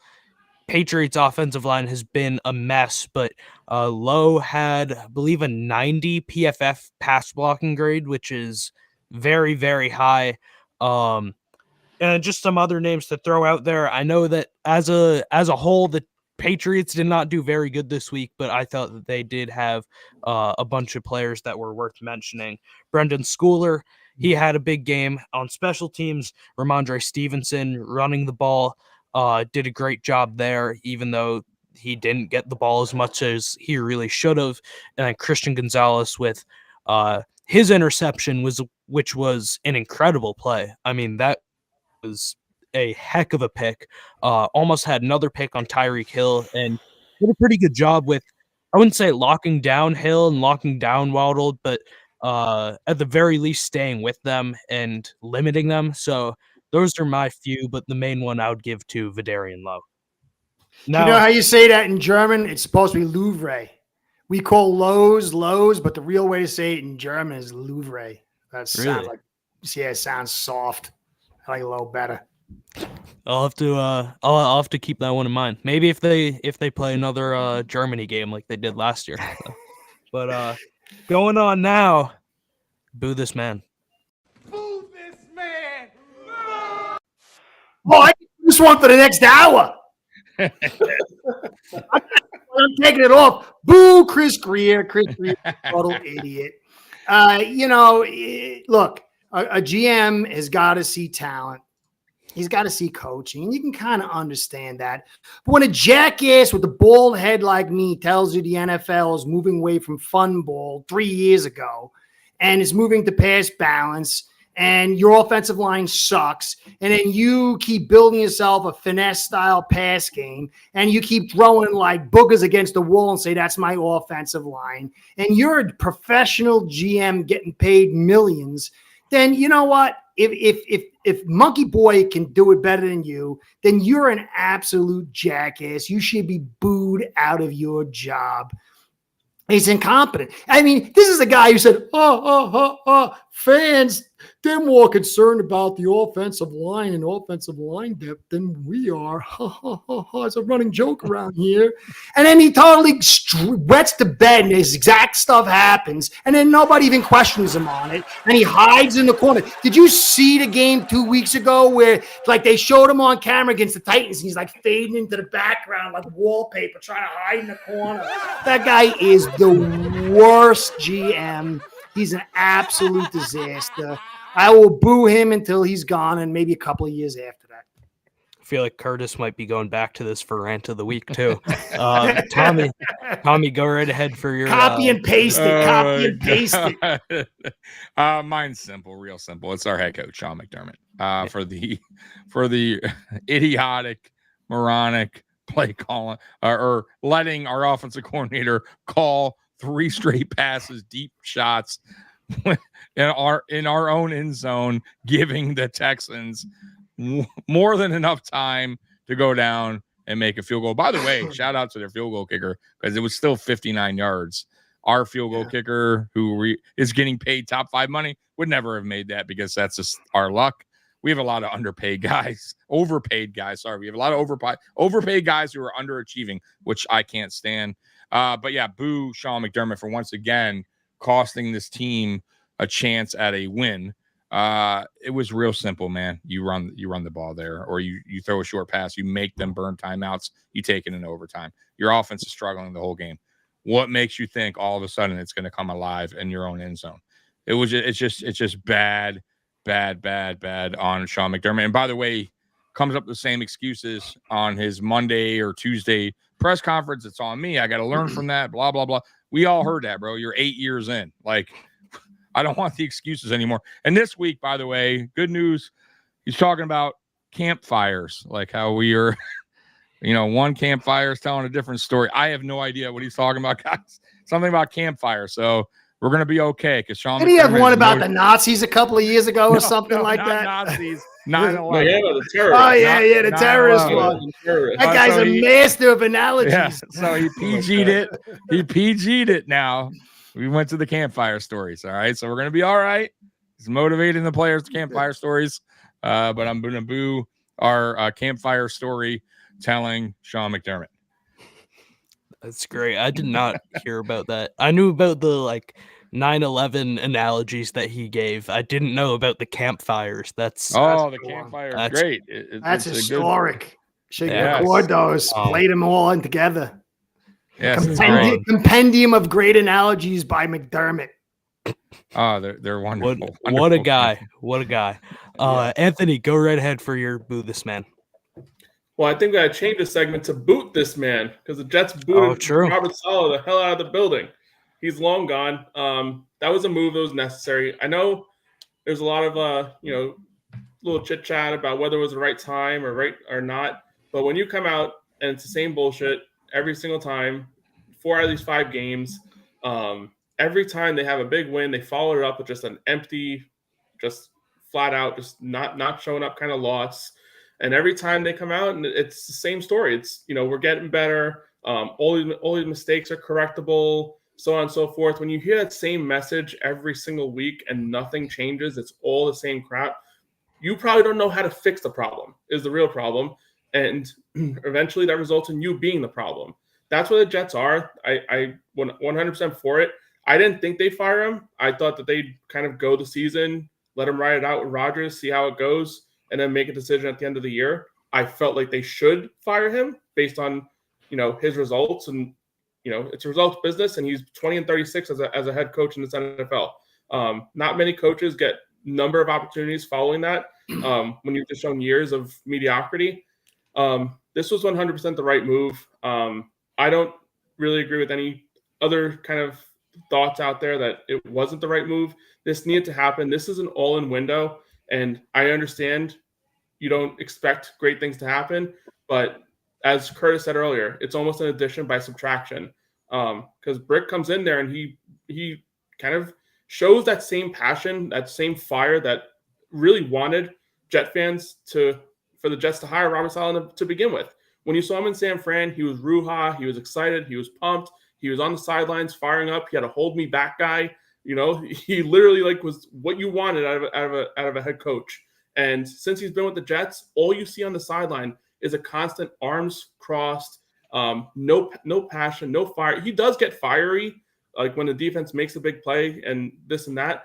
But when that's not happening, he's just flat. He's just just no passion, nothing in the game. When you look at a coach that got hired in the same cycle in Dan Campbell, the Lions are 100% what Dan Campbell personifies as a head coach. That team is organized and they play the game the way that you would expect Dan Campbell to be playing that game if he was on the field. The Jets just are not that. They're not what I thought Robert Saleh was going to be. The defense 100% is. They do it on the field all the time. But that message has not made its way across the locker room to the offensive players. And that tells me there's an issue with the tone at the top. And hopefully Albert can change that around. But boo this man, 100% Robert Saleh. So with that boot this man, do you think he was the only man that should have been booted, or should they have gotten rid of Rodgers' little buddy? Well, I mean, they kind of got rid of Hackett with they demoted him, but do you think he should be out the door? No, they need somebody to go get the food, man. Yeah, all the offensive meetings, they need somebody to go. Oh wait, yeah, they have DoorDash for that. They have Uber Eats, DoorDash. They don't need Hackett for that. They can just but you can throw your bones at him and stuff and get entertainment. You can do some jester stuff. It's important. That's a good point. Someone's got to go. He's like someone's got to give a tip, But no, I mean, should Hackett have been fired? Yeah, but they're going to keep him around, whatever, and he's just basically there to, Make give Rodgers a little happy. comfort. But I mean, they changed a new offensive play caller. He's still keeping the title of offensive coordinator. I don't know what that means, but that's, I mean, he'll compile information and kind of scout the teams out, create like macro concepts to pass off for the need, like the play call to dial in with Rodgers, So I mean, it does help out that transition. There's a lot of work to be done. Yeah. And if you can get him, like I said, to go out and get the Wendy's and then also like tell us what their tendencies of the defense. I mean, that's takes things off the table. Mm-hmm. Yeah. All right. Well, I'll go on to. Sorry. I had to pull this. Go for it. So here we go. So just I'll play. In order to execute one play, it's important that there is alignment with everyone being on the same page of what this play Just is like designed to alignment do with logs and campfire. why we're doing it and how we need to do it so that there is a true connection from one player who plays next to another player who plays next to another player. I don't know if that's making sense to you, but that's the level of alignment that we need, and that takes communication, that takes detail, that takes listening as well. And so it is just so important that that we do that, and we do it at the highest level, and we do it if we need, position groups meeting together versus just, you can be the way it is in football. You have different meeting rooms, O-line, running backs, D-line, linebackers. Well, sometimes what's going on in this campfire over here, and it's said one way, it may be being said differently in this campfire over here. So Wow. you sit around the campfire a little bit more didn't together even sometimes so have that to. we're all singing, What was the point of that? the song the right way. So We're all it's kinda singing the weird. song. Those the right way. campfires and singing songs, man. Honestly, that's how I see it. So, That was Campfires and as terrorists. a coordinator, when I was That's a how it coordinator, goes. sometimes This guy's I'd go smoking room to dope. room, And then, just listen. and that look, might look be the above. most. Look That's at good. this. Guy says, what Sean McDermott thinks will solve the Bills' problems, and sing our Gather around the campfire and sing our campfire song. That guy's got to leave the Love it. analogies alone, man. That's Just Oh, that let was it like out. the most God. pointless analogy I've ever seen. Yeah. He didn't even like do anything with Did he it. plan this? He was just like, I mean, instead of saying like you have this position group and this position group, he just said you have this campfire and another campfire. Like that doesn't we even. gotta, and we're It was so doing different pointless. songs. We gotta come together, sing that one good song. At least he didn't do the 9/11 reference. I mean, you did. That's true. get I away guess from that. He's getting 9/11. better, I guess. Sorry, But I had to cut. Anyways, that in. I'll go over to my boo this man. I'll stick with the theme, coaching staff. I'm just gonna do the Patriots coaching staff as a whole. Really, just not having the team prepared against a team as bad as the Dolphins. Respectfully, Curtis, with all due respect, but we know what it is. Heck, you're telling the truth, man. Come on. My but- team is an abomination. But yeah, so not coming out prepared. Penalties, however many they had, I don't know off the top of my head, but it was rough. Play calling was bad. Ramondre Stevenson and Antonio Gibson were going off, and they just moved away from the run. Just like clock management decisions, really everything that could go wrong with the coaching staff did go wrong. So just generally, I would say the boo this man or the down, I guess the dark spot of the Patriots game was the coaching staff looking pretty rough, which is not something that they really have this year. I think that overall the coaching for the Patriots has been pretty decent so far up to this point, but that Dolphins game was bad. But moving on, what's up with that? I said, what's up? What is up with that? Now, if you eat that school lunch, you better stay away from that rectangular pizza. You know why? Because it is nasty. Yeah. All right. That's good. Curtis, go right ahead. Chris Greer, I'm done. Okay. What's up with that, Chris? Tommy, go right ahead. Oh my God. What's up with our owners and some of our fan base that is scared to get out of their comfort zone and just admit that Sean McDermott needs to eventually go or be fired after the season? It's 8 years in. He's a good coach. I think he's reached his ceiling. He makes too many mistakes and too big of moments in games. And I think the owners are, just like a lot of these fans, scared of being outside their comfort zone because they are fine with just going to the playoffs every year. But that's not the ultimate end goal here. The ultimate end goal for every team should be a Super Bowl.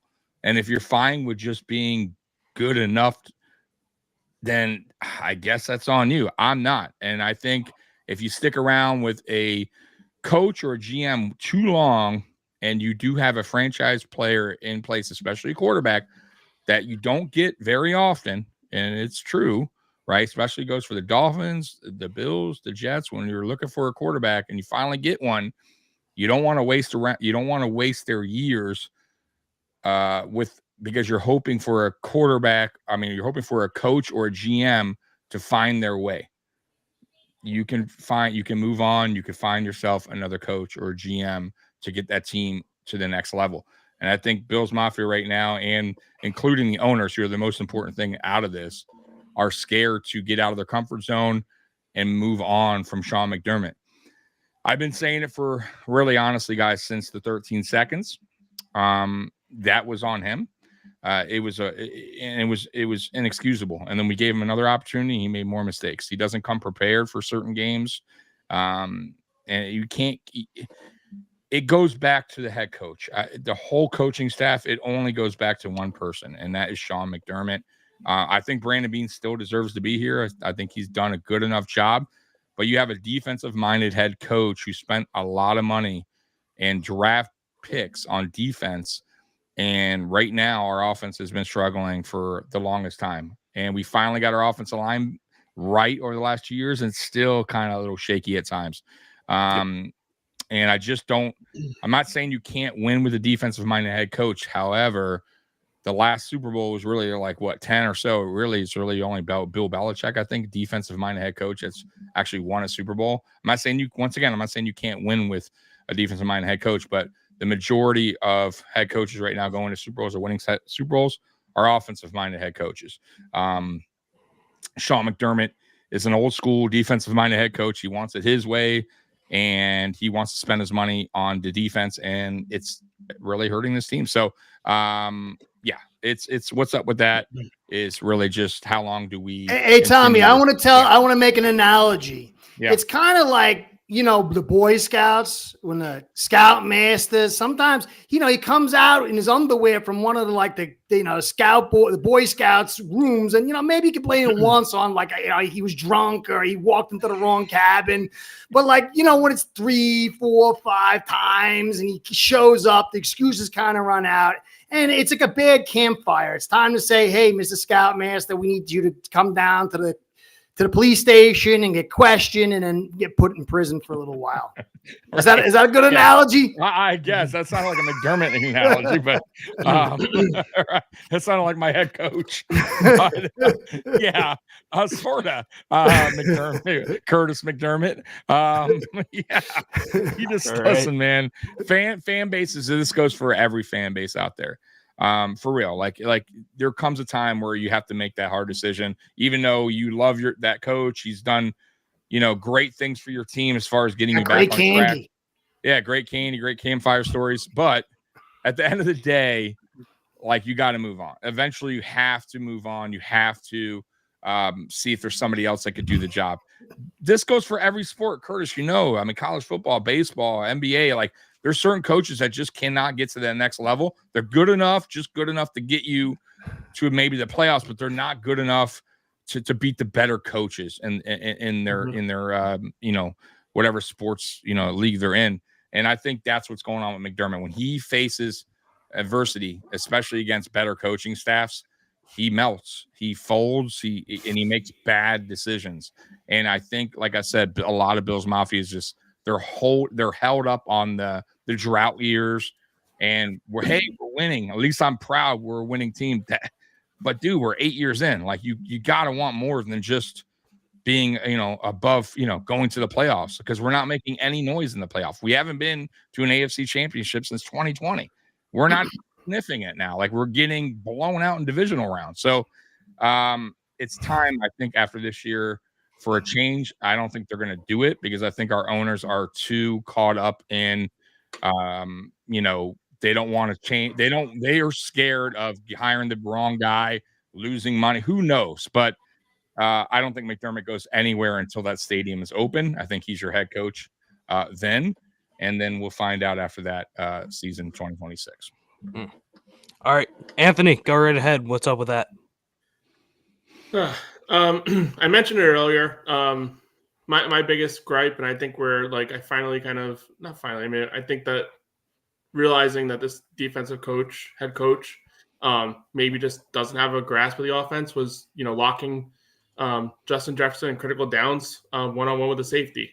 Just a failure by a defensive coach. I mean, if we're going to lose because the offense sucks, that's one thing. But if we're going to lose because in critical situations you're not playing chess, you're playing checkers, or as Curtis likes to call it, 4D chess at sometimes. It's just unacceptable. I mean, I think it was time for him to go no matter what, but I already went on that rant. But yeah, I would say that's my big thing. You got Sauce Gardner, you got DJ Reed, both, highly capable corners. Put them on the other team's number one target and let someone else beat you. They didn't do that. They let a safety cover him, and it led to some critical third down completions. All right, and I'll finish this off. What's up with that starting Drake May this week?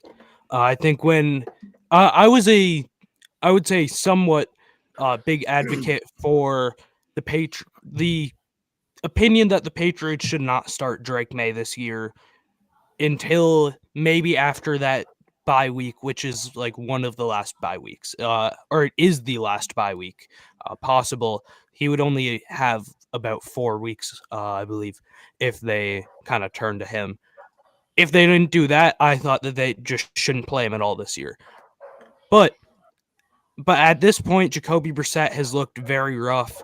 But still, what's up with starting May against this Texans defense rather than either starting him last week against the Dolphins, who we all know have not looked great, or starting him next week against the Jaguars, who, once again, have not really looked great.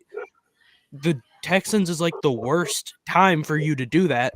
Not only that, the Patriots, or not officially, but they let it get out there that May would be the starter on Tuesday, I believe, Monday or Tuesday. What's up with? I think I am, but I can get to that in a second. But what's up with announcing that or letting that get out to the media on Monday or Tuesday and giving the Texans a whole week to game plan just for Drake May instead of waiting until Saturday or Sunday to announce it? Yeah, and then the Texans have to game plan for both QBs. They don't know which one they're getting until that day. I think that it is a very poor job handling that. If it were me coaching this team, obviously I'm not. I'm sitting here. I'm on my little chair in my bedroom. But if I were Gerard Mayo, I would have started Jacoby Brissett this week. I would have given Drake May cleanup duty because, let's be honest, the Patriots are probably going to lose by a lot of points.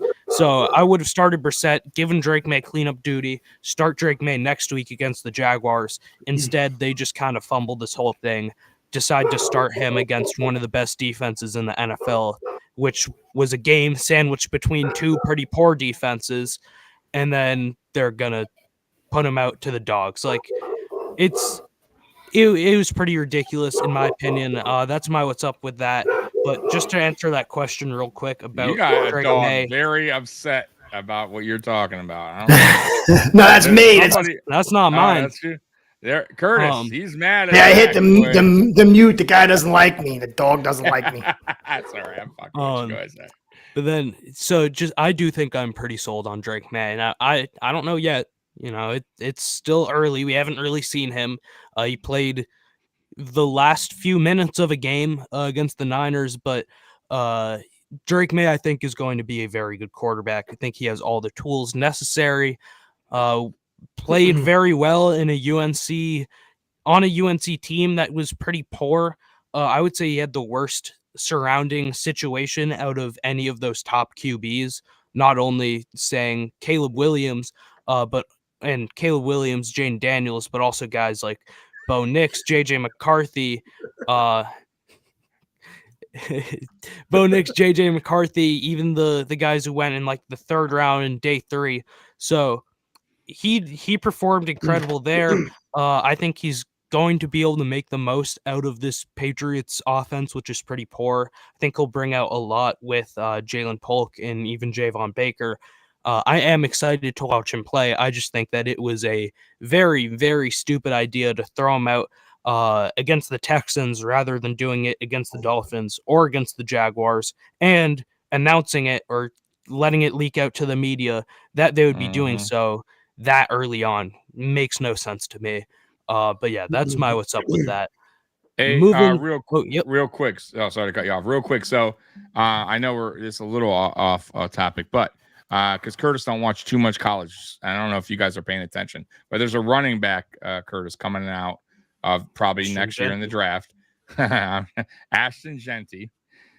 Through 5 games, Curtis, he's 1,031 yards, 16 touchdowns. He's averaging 10.9 per carry. By the way, I do want to throw this out there. It's in 5 games, but really it's in 4 because they've been up by so much. He's been benched in the second half. Both. I gotta check him out. I gotta check him out. Correct. Right. And then some people even say, "Oh, he hasn't played a top team yet." Well, he played Oregon, who's number 7. Break Barry's record then. Yeah, he played Oregon. 192 yards, Curtis, against a number 7 ranked team. So it's not like, they're playing all bums. 7.7, 3 touchdowns. You know what he did last week, Curtis? He had 267 yards, 13.4 average, 6 touchdowns. I gotta check this guy out. He's a beast. 5'9", 215 pounds. Oh, that's sweet. Wasn't that one also just in 1 half, or am I making that up? I think they pulled him as well. I gotta watch him. What's his name again? What's his name? Ashton Genty. And if you go look at his highlights, it's not like his offensive. Yeah, it's not like his offensive line is creating these massive holes. He's literally like just bulldozing people or hurling just people. Bouncing off of him. It's you gotta check his highlights out because he's going to be up. He's definitely the best running back coming out of college next year. He should be the Heisman this year. By the way, it's either him or Cam Ward. Cam Ward. I gotta study him. I love running back. That's my favorite position. I gotta study. Oh, you're gonna love him. Hey guys, I'm updating. Yeah, I gotta go. I'm updating my studio over here, so I gotta run to the store. Oh, real quick, your prediction though on your game. Oh yeah, I think your prediction on your bye week. We're gonna win, maybe. Okay, maybe. There's a good chance. There's a good chance we'll win this week. Are you taking the spread? Buddy. Are you taking Dolphins spread or bye week spread? I'm taking I don't know, whatever, man. Whatever. With the Dolphins, I gotta have a huge spread. Even on the bye week, I need at least 7-8 points in order to win this one. Terrible. Terrible. All right, sorry guys, but I'll talk to you. I'll talk to you. See you, Curtis. Be good, Anthony. Later. Man, Ashton, it's actually crazy. Like having that stat line again in 5 games would be ridiculous. I know it is technically 5, but like really it's 4. He's basically averaging because they're pulling him at halftime because they're up by 50 because he's rushing for 10 yards per carry. It's wild. But yeah, it's actually insane. But I guess moving back to NFL football, AFC East. Let's go to our previews. Tommy, we can start it out with you for the Bills game. Yeah, very important game, man. It is. I think it's very important for both squads. Obviously, the Jets, if they win, they get back on track as well after a brutal loss to the Vikings there, and they're tied in the division from the Bills having a good start as we did. But if the Bills win, it's a 2.5 game lead. So it's such a big, crazy difference in a win or a loss with the Buffalo Bills. So the Buffalo Bills need this. We've played bad in MetLife. Like it's been not very good. I will say they're not doing us both teams either favor by having the Giants play Sunday night or Sunday and then having a game back to back at the same stadium with that terrible turf, which I don't get. They should not do that. But it is what it is. So hopefully, knock on wood, no injuries for either team, because that stadium's been known to have season-ending injuries there. So knock on one, once again, knock on wood that nothing happens. But the Bills need to come out of the gate not flat. They need to come out of the gate strong, running. It seems like the last 2 weeks, boom, the gun goes off and our horse is just wondering what's going on, right? Like just chilling on the gate. Oh, it went off. Okay, now it's time to run. You can't do that. You can't do that against the Jets. For as bad as the offense has been playing for the Jets, our offense has probably just been as bad, if not worse, over the last 2 games. They're neck to neck. I mean, it's terrible. But the Jets have an elite defense. I said that 2 weeks ago. I'll stick with that. They have a very, very good defense. Now, they do have a new head coach, and I do wonder if that will make a difference on defense, because say what you want about Saleh, but he was a good defensive-minded head coach, and that defense was humming with him as the head coach. So you can't knock Saleh for that. Like Saleh, I think, can find a team very fast as a defensive coordinator. He's a good defensive coordinator. So that will be something to watch for. Also, a new offensive coordinator, or at least somebody calling the plays. That will be interesting to see if they do anything different than they've done in the last 2 weeks. So McDermott kind of has his handful there too, because the Jets could come out and do something different than they've seen this year on offense. So I think it's a test for both teams, really, because the Bills are looking to get back on track. The Jets are kind of looking to get back on track. But I would say advantage has to go to Buffalo, because we have our head coach still, even though I'm not crazy about him. We're not going through these kind of changes. I still think Rodgers is not 100%. I think he's dealing with something a little bit. And I just don't know if their offense or that team gets going right away with their new coach. So I'm going to go Bills in a low-scoring game here, but I think it's super close. I think I said 26-24 on my Monday show. I'm going to change the score up, though. I'm going to go 23-17 Bills. It could be 23-20, but it's going to be low-scoring. Probably comes down to the last series for either team. But I'll go advantage to the Bills just because of that coaching change. Might have our advantage swings our way a little bit in that favor, and we're getting guys back on defense. Teron Johnson it should be back. Terrell Bernard obviously is back. He returned last week. James Cook is playing. Okay, just a heads up, everybody. Khalil Shakir is a game time decision, I believe. We'll see what happens there. Taylor Rapp is playing. He's returning from the concussion, so that helps out on the safety side of things. So I think our defense is going to be fine against the Jets, who are struggling. It's the offense. It's all about our offense. And also, too, Josh Allen. The Jets have been in Josh Allen's head. There's no denying that. Josh Allen's probably played his worst football over the last 2 years against the Jets. So we'll see what happens. We'll see what happens this week. If Joe Brady can, call a good game plan for Josh Allen. I will say this: Joe Brady, I believe, was the offensive coordinator when we played the Jets last time and we won that game. So it still wasn't pretty, but we did better than we did week 1 when we faced them with Ken Dorsey as offensive coordinator. So hopefully he could correct his mistakes from the last 2 weeks, talking about Joe Brady, and hopefully Josh Allen doesn't try to play hero ball and turn the ball over, trying to make big splash plays. But other than that, I think it's close, and we win by 3 or 4 or something like that. 6 points maybe. All right, Anthony, go right ahead. All right, I'm going to play optimism here. A lot of times when you see coaching changes, it sparks a fire under everyone's ass, especially when you got a situation. I was thinking that. Yeah. Especially when you have a situation where the biggest issue is the team not being fired up to start the games. Ulbrich comes in, former player, knows how to get these prepared for these games. I know you mentioned Saleh and his his defensive coordinator abilities and stuff like that, but Ulbrich was the guy calling the plays all the time. I know we are getting lost. Obviously, Saleh has his defensive mind, but Ulbrich was the play caller, so I don't think we're taking as bad of a step back from that. This defense is loaded with veterans. I think everyone will still become prepared on the defense side of the ball. I'm not too worried on that side of it. Offensive side of the ball, the offense was just terrible. It was just god awful. And we go to a guy that has play calling experience. Todd Downing was the offensive coordinator for a little while with the Tennessee Titans. So you have someone that has experience. I think you're going from,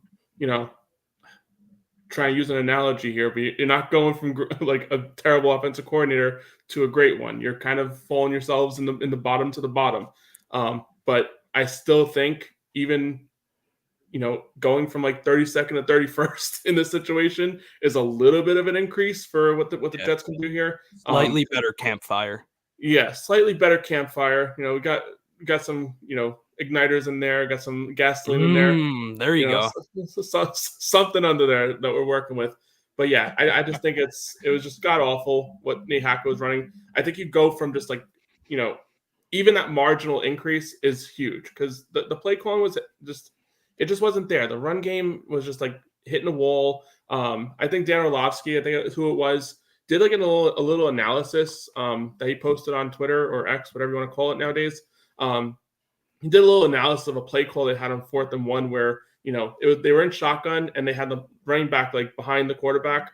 When you really look at that kind of play, the running back is really lined up 11 yards behind the yard to gain. So as soon as he gets the ball, he's still 7 yards, and you like watch the slow motion of it. There's defensive linemen all right there. So he has to go 7 yards, with defensive linemen already right in the backfield. That's obviously an issue with the offensive line. But, in an ideal situation, you line up on center, and then he only has to go 7 yards to get it from backfield all the way to the yard to gain. So little situations like that, those situational play calls just weren't there. I thought that was a good job by Orlovsky to kind of go through that. All that to be said, like I said, I do think the Jets come out with a little bit of a different spark in this game than they have in the last few games. Maybe they continue this trend of getting up on the Bills like other teams have over the last couple of weeks. I'm knocking on wood that that's the case here. But I do have the Jets winning this game. I think they'll take this game 20-17. They are at home. They've given Josh Allen fits the last couple of years. I'm hoping that streak continues here. Keep giving Josh Allen those MetLife nightmares. I think that this is going to be kind of a bounce back game for both teams. I think both teams are really in need of that type of game where they at least show that spark. I'm going to take the Bills in this one, in a close one, 27-24, but I think it is going to be very, very good football played on both sides. I just think that the Bills will have that slight edge. Josh Allen maybe makes something happen towards the end. But again, I do think it'll be a close game. I do think that the Jets will, even though it's a loss, it'll probably be their best game of the year, and maybe it's not even close. Like, I think they're going to impress. And same with the Bills. But again, I'm going to take Buffalo 27-24 in I don't know if that's really a shootout. It's not like super high scoring, but it's just going to be good football, in my opinion. But we'll see, obviously. I hope Monday night, man. Yeah, Monday night. Lights are bright. Yeah. Lights are bright. Now, moving on, I think we're going to end up going pretty quickly through this game. Patriots versus Texans. The Patriots aren't going to win again. I have to pull back up what I said my prediction would be. There we go. So, I don't think the Patriots will win. I think maybe the offense shows a little bit of spark. But it's not going to be great. I have the Texans winning 27-13. Again, I think the offense will have something going for them a little bit. And maybe they almost get like another score towards the end to make that closer to like 27-20, 27-16. But yeah, it's not gonna happen. It's gonna be a pretty rough game overall. But I do think it'll be slightly better football than we saw last week from the Patriots against the Dolphins. Tommy, what do you think? Listen, your defense is still, even with guys, out, you still give your team somewhat of a chance for a little while till it's too late when your offense just doesn't do enough. And I think this is how this game goes. Listen, the Texans are a good team, but they're not playing lights out right now. They are, by the way, Nico Collins will miss that game. That's a plus for you guys, but they still have Tank Dell. They still have Stephon Diggs. They still got a decent running game. They still got a decent defense and a good, pretty good young head. Good. Joe Mixon will be back. Good young head coach. So I think they have enough. And not only that, I mean, if even if Brissett was starting, CJ Stroud nearly has double the amount of yards. Like, you can see the difference in quarterback play there. And you're going against a young May who hasn't, it will be his first official start. I believe it's in New England, so at least that's good. So the crowd won't play too much, won't be a factor as far as getting loud on offense. But it's a big moment for him, big game. Probably gonna have some butterflies in there. He's gonna probably, if I had to guess, make some mistakes in this game. It's his first game. Pressure will be on. And you best believe the Texans are going to try to rattle him early on to test him out. That's what they're going to do, and that's what our coach would do. That's what I think most coaches would do. You test the rookie out. And with that offensive line that you guys got, I think it's going to be a rough outing for May. I don't think it's anything that you guys are going to, should be worried about, because if it's a rough outing. But I personally think it's a bad decision. I would not start May till the tail end of the season. I just don't like it. And the problem, like I said, man, my main concern for you guys is this guy getting so beat up by the end of the season. You're really risking him going into next season. God forbid if something happens with him. And not only that, too, if he does have, let's say he does have a poor rest of the season moving forward, confidence is everything. I'm just throwing that out there too.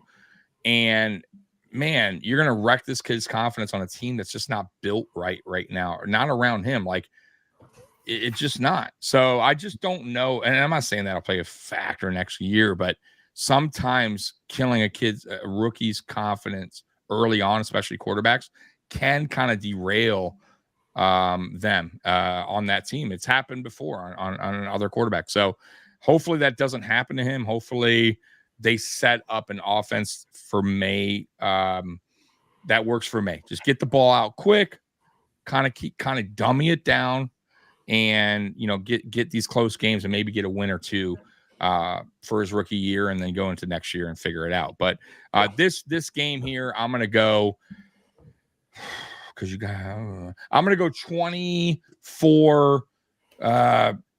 10. I just don't think your offense is not good, dude. So 24-10, you're at home.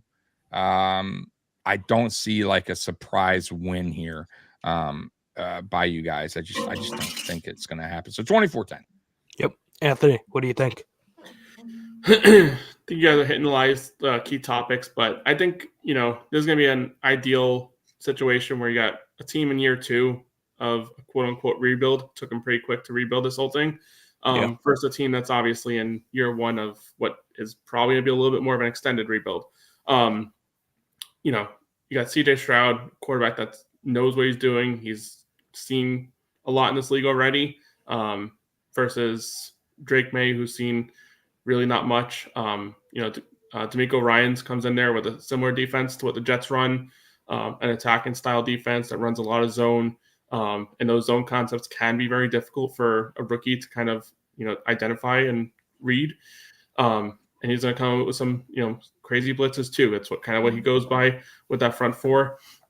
But I have this kind of one being a little bit more of a blowout. I think that's going to be one of those situations, 34 I'll give you guys 17. You guys get a garbage time touchdown at the end. 34-17. Texans, obviously. Yeah, I think that's fair. All right. Anyone have a rant of the week? Tommy, Anthony? I did my ranting with my coach, and so that was pretty much my rant. Fair. Anthony, you got one? Same here. My coach is long gone. I'm happy for it. I just want to bring up real quick. I forgot to say with what's up with that. Jabril Peppers too. I'm not gonna go super far into that, but the legal situation there seems like it's gonna be kind of. We'll see how it plays out. His lawyers are saying they have video evidence that completely exonerates him, but I mean he's being charged with assault with a deadly weapon or dangerous weapon. I forget the exact terminology. And possession of cocaine. Probably not great. Placed on the commissioner's exempt list. Again, not a great look, but that's not really a rant. I just forgot to mention that too with what's up with that. But with that, real quick before we go, I know you got a cat in the hat. So just a quick before we go, we come back on the air Monday. I'll be on here pregame for the pregame show. I'll be on an hour before the game starts, and then me and Mikey go live instantly after the game. So literally 5 minutes when the game ends, we'll be live on Monday night. But our normal schedule, if the Bills weren't playing on Monday, we have a Monday night show at 9:00. And then Friday, me and Mikey come back at 9:00 as well. And then right here, AFC East Shakedown, we always go live at 4. However, next week we'll be on Ace Per Head. That's the channel, Ace Per Head. That's Curtis. He is hosting next week on his channel because we go each channel every weekend. So that's the layout. But the best thing you could do, bro, honestly, man, is subscribe and hit the notification bell. If you hit the notification bell, you'll always be notified when we're live, so you'll never miss it. Other than that, Zach, take us away, man. Yeah. Again, I mean, Tommy, Anthony, I know Captain D and Curtis had to head out, but thank you for coming on, taking time out of your Saturdays, and everyone listening, thanks for tuning in. With that, I believe that's all we have for the day. So we will see you next week, next Saturday. Thank you so much, Bills Mafia. You guys rock, man. Go Bills. Jets. Peace. Go Bills. Yo, that's my beeper. Yo, we gotta check that out next week, because right now I gotta go pick up my baby's mother. It's her birthday. We're gonna have a special night. We're gonna have a little candlelight dinner down at Kentucky Fried Chicken, drink some champagne, go home and watch Homie the Clown. Yo, remember, always wipe and stay off the pipe. And if a sucker